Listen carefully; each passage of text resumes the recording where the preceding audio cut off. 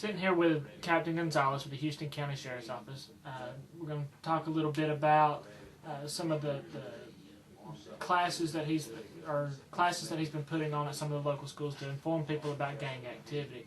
Tell us a little bit about your tenure as a narcotics officer. As a narcotics officer, I was employed with Dothan starting in 1987. About 1990, I went into narcotics and started working narcotics and gangs. At that time, Chief White was the chief of the city, and he went to a course out in California.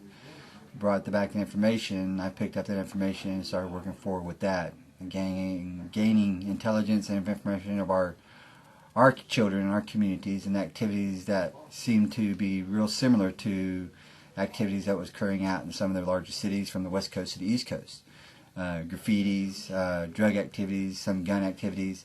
Our intel showed that we were having a lot of influx from other states, California even. Matter of fact, one of our first encounters was with an individual that had been out to California, was out there for about 2.5 to 3 years, gathered the information of some of the local gangs out in California, and then moved back into our area in Dothan, Alabama, and started recruiting and teaching the young kids in our neighborhoods on the gang ideals. At that time, we determined that we needed to basically stay on top on the graffiti and information and activities that our children might be getting involved into. From that point, it was just an intelligence gathering information on our kids' activities, from neighborhoods to where the kids like to hang out and where they spend a lot of their time. How long have you been a narcotics officer? 15 years. 15 years. I was a narcotics officer for about 15 years with the city of Dothan. Okay, and then you moved to the sheriff's office, and you still work in the narcotics. I work on the intelligence gathering with the narcotics issues with our county jail. County jail, we get all felons that come into our area, all felons that have to register. We get that information. Anybody that has any identifying markers on them, such as tattoos, and on gang affiliation, we identify, and we keep that intel built. When we make contact with individuals that are showing what we call their colors or their tattoos, they do what's basically a 106, a notification. We get their information, who they affiliate with, what they're driving, things like that.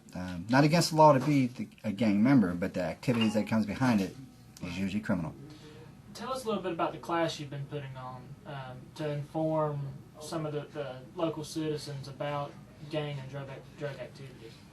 Awareness is the biggest thing for all communities, and it doesn't matter what size city you're in, as small as Dothan, medium size maybe, to as large as Chicago or LA. Kids are kids. They learn and they gather these ideals, and they move on with activities that may be following up with the gang idealism. And that's what we're trying to make the parents aware of, is the attitudes of the children, the awareness of what they may encounter, because all it really takes is one time, one bad ideal for them to put into play, and all of a sudden now they're involved in something a lot deeper, which could cost them their freedom or their life. The ideals that the kids are having, especially at the younger ages nowadays, are a lot more dangerous. So the awareness to the community, the adults, the parents, the leaders, is this is what we need to look for, this is what we need to combat against, and this is how we can protect our children, which is basically, like most community members will say, are the future of our communities, the growth of our communities. Is gang activity something that's very present in our area? How big of an impact are gangs and drug activities in our area? In my 15 years with Dothan, it increased as far as activities of drug activities. Crime is what we look at as far as our relations with our kids dealing with their activities on the street. Kids got younger, the crime started to go up as far as drug issues. Then guns started to become more prevalent. And then the boldness of the crimes became more prevalent. The strong arms, just walking up into parking lots, walking into just neighborhoods and just doing what they want. The home invasions.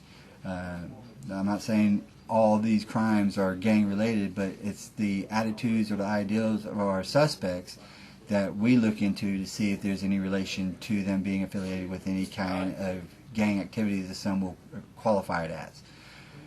We try to determine exactly where they sit.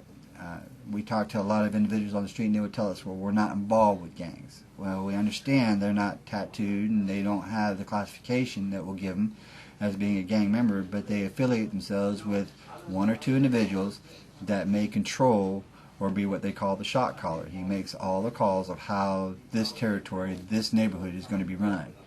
And that's what we try to maintain and prevent and keep the safety in the community with.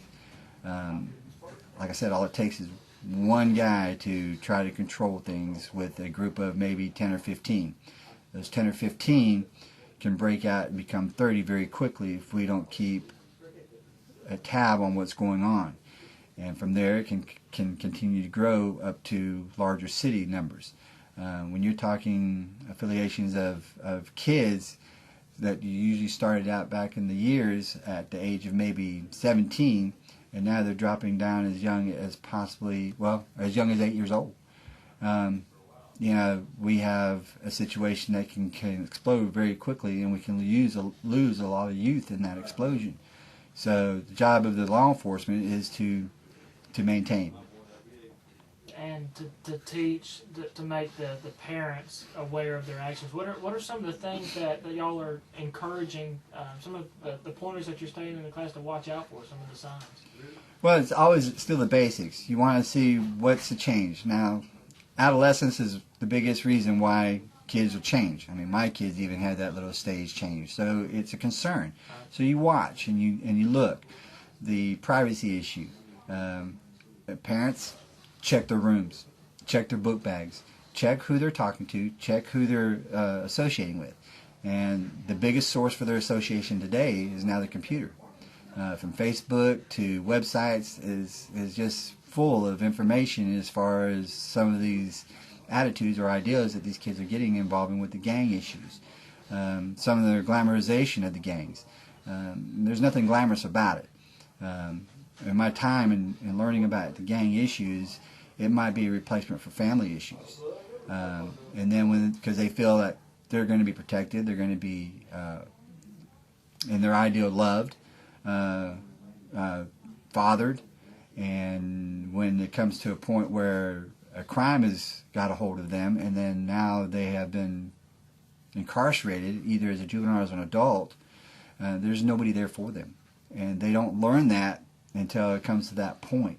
And when it comes to that point, they realize they are by themselves, and now it's a lost individual because it's a survival. How do I maintain now when I'm either a juvenile or an adult incarcerated and by myself, no family around at all?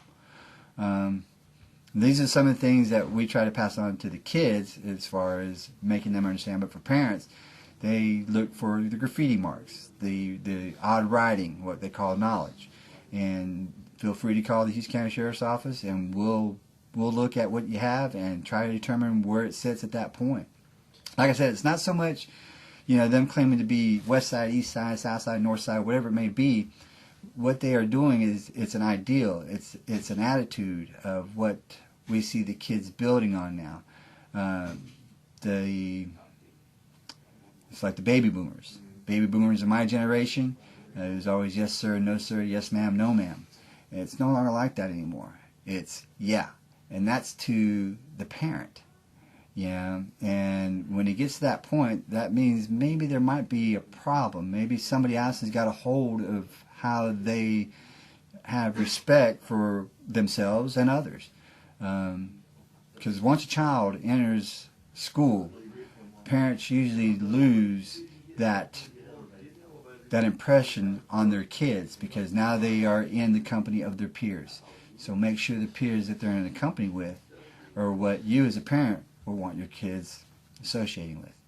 Yesterday, it was in the news that we had a large drug bust with some influential individuals from our area that were associated with a gang that's very prevalent in our area. Tell us a little bit about the gang. Now, what we have in our area, we have a west side, we have an east side, We have a south side. Then we have groups within those areas with different names to them. I won't put out those names because, again, the glamorization of who they are. Right. So we just break it down to west, east, north, and south. They have been long-time individuals in Dothan that we have worked constantly for drug arrest, assault arrest, different types of crimes that we've dealt with them on. Nothing as major as what happened as far as the roundup yesterday. But with our intelligence and other local law enforcement and federal agencies, we were able to build enough information to finally make a substantial arrest that will hopefully remove them from the streets for a while after the courts are finished. We won't stop. We'll continue with that. And what we learn is that it's not a local area, not a localized area for us, because our drugs just all don't come from Dothan, Alabama. They come from everywhere. South America, across the Texas-Mexico border, California, out of the Canadian area, moving down. These kids have the means and the finances to travel. And because of the age of technology, communication is wide open for them.